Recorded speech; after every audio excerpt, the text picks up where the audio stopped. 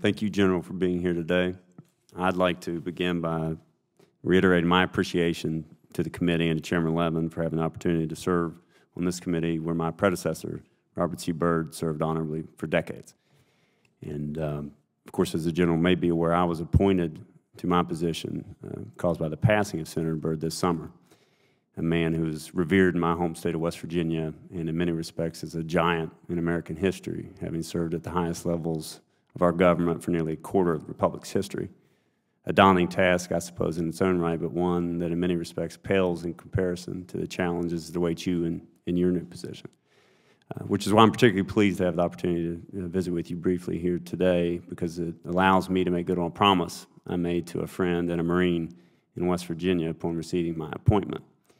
Back in July, when the announcement was made, amidst the dozens of calls of congratulations and well wishes, I had the chance to have a conversation with a friend and former colleague in West Virginia state government by the name of Rob Ferguson, a Marine who's currently serving as the Cabinet Secretary for the West Virginia Department of Administration, and a man who is extremely active in veterans issues throughout the state of West Virginia and across our country.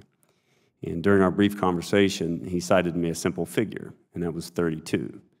It was the number of suicides suffered by his fellow Marines so far this calendar year. Certainly a startling figure, one perhaps even more troubling given the high numbers over the past several years. Talk to me about the mental and behavioral health challenges facing the men and women under your command as they return from defending our country in places like Iraq and Afghanistan. And also the de-stress program, the Behavioral Health Counseling Service, which you had previously expressed a desire to expand and grow.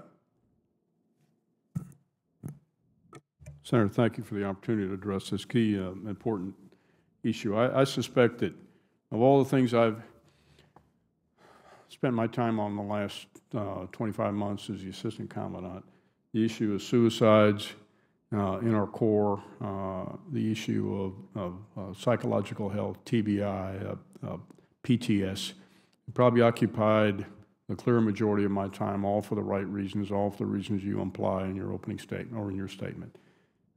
We've lost 32 Marines as of this morning. That's 32 more Marines than we should have lost. We lost 52 last year. Suicides are counted on a calendar year, not a fiscal year.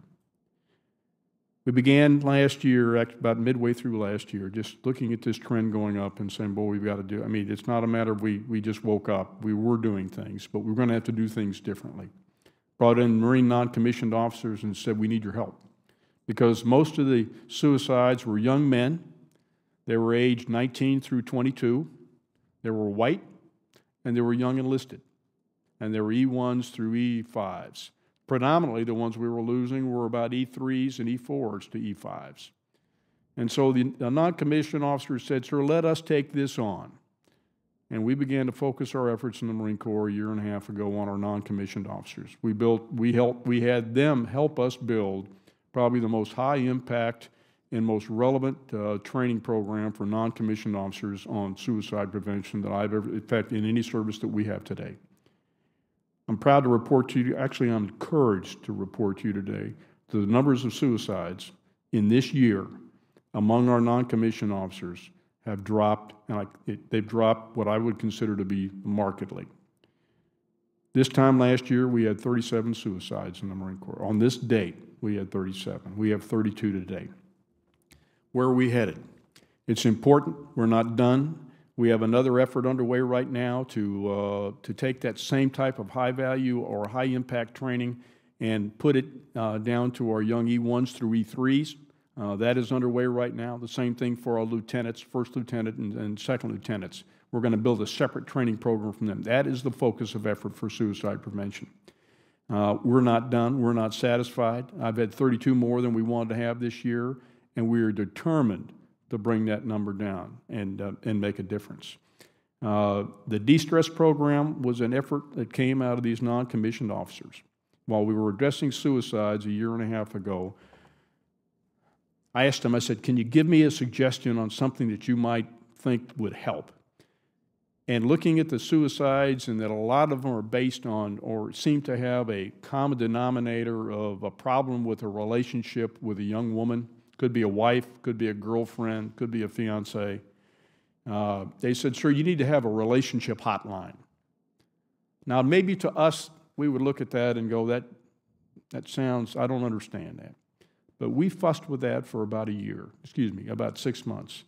And we came to the conclusion that what we really needed was a hotline that would plug into mental health providers across this nation, that a family member, a wife, a husband, a Marine, one of our corpsmen, our docs, our sailors could call completely anonymously and get assistance.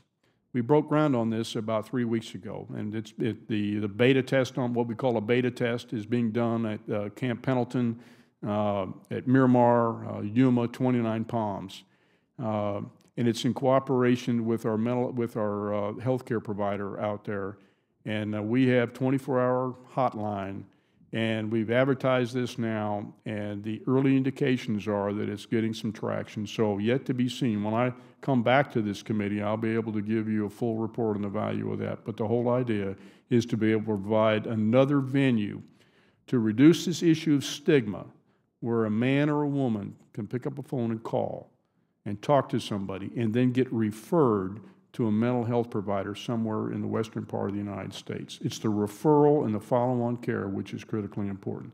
So there's a host of things that we're doing, and I'd be happy to go through those things with you, but I just want you to know it's a great focus of effort for the Commandant. I appreciate that, and I appreciate your answer. It's certainly been an honor for me to preside over part of your confirmation hearing today. Chairman Levin has indicated that the committee intends to meet as soon as possible to act on your nomination and encouraging the Senate to quickly confirm you.